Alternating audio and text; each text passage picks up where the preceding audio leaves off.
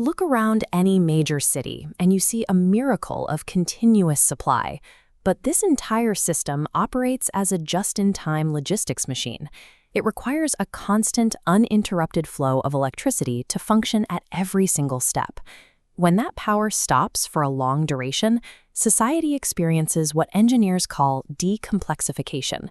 This is the sudden, catastrophic collapse of the artificial carrying capacity that currently keeps hundreds of millions of people alive in highly concentrated urban areas.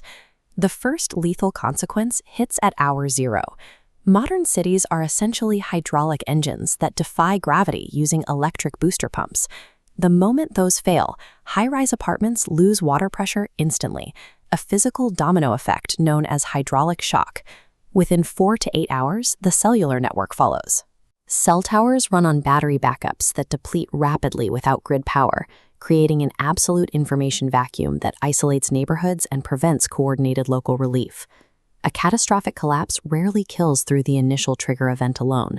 The true lethal mechanism is the immediate cessation of the automated, invisible systems we rely on to deliver our basic biological needs. Without power, cities face a strict 3-day food cliff.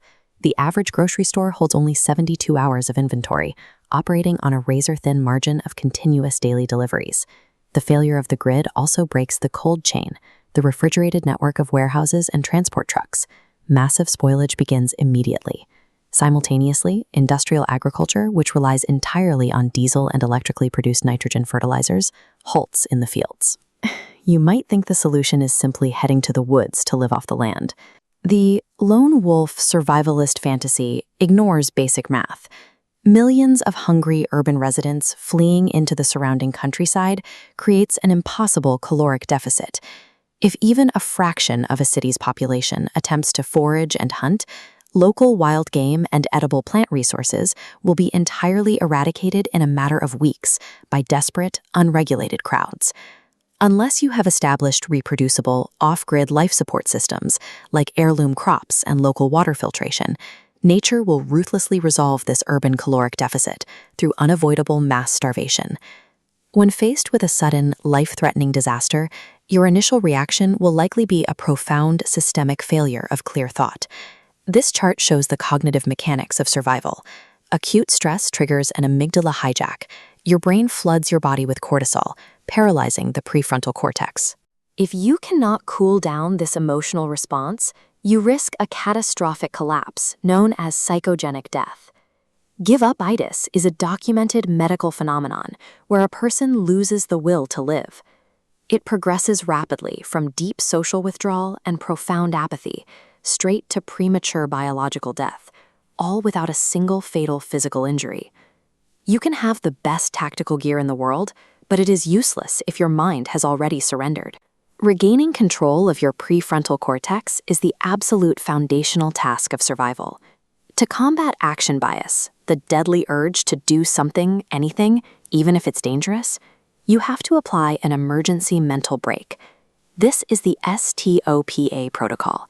Sit, think, observe, plan, and only then act. This diagram illustrates the rule of threes, the biological hierarchy prioritizing your needs. At the base, you have 3 minutes to secure air or stop bleeding. The timeline scales up: 3 hours for shelter, 3 days for water, and 3 weeks for food. This graphic shows the dynamic loop principle of survival. If you are building a shelter for priority 2 and you severely cut your hand, your priority instantly resets back to level 1 to stop the bleeding. Mastering these cognitive frameworks forces you to evaluate reality objectively. It prevents blind panic and ensures your highly limited energy is spent mitigating only the most critical biological threat on your timeline.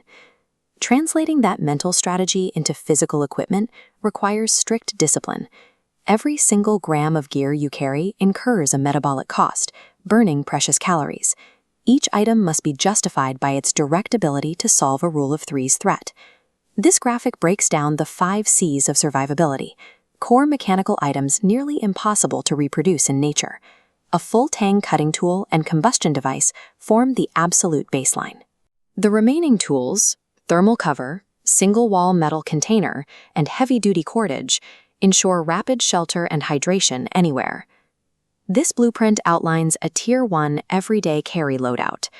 These tools are kept directly on your person at all times, serving as the ultimate fail-safe during a sudden nocturnal evacuation where you cannot reach your main supplies.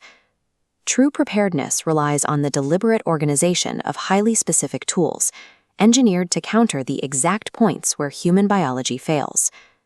Surviving past that initial 72-hour window of chaos requires a massive shift in strategy. You must transition from extraction, scavenging the remaining ruins of society, to production, actively engineering new resources from scratch. This chart outlines Tier 3 long-term sustainment assets. To stabilize and reconstruct, a community requires durable infrastructure, utilizing photovoltaic arrays for off-grid energy and high-capacity gravity-fed filtration systems for a communal water supply. Technology alone cannot sustain a population.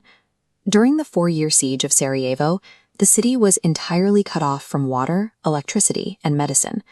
Their survival provides a historical blueprint, proving that decentralized, high-trust networks are far more resilient than isolated individuals. To function under extreme duress, these survivor groups implemented strict, task-based hierarchies. In a grid-down scenario, pre-collapse social status means nothing. Leadership and authority derive entirely from current, practical competence. The math of a prolonged crisis is unforgiving. Long-term survival requires a disciplined, interconnected community operating together as a singular survival engine.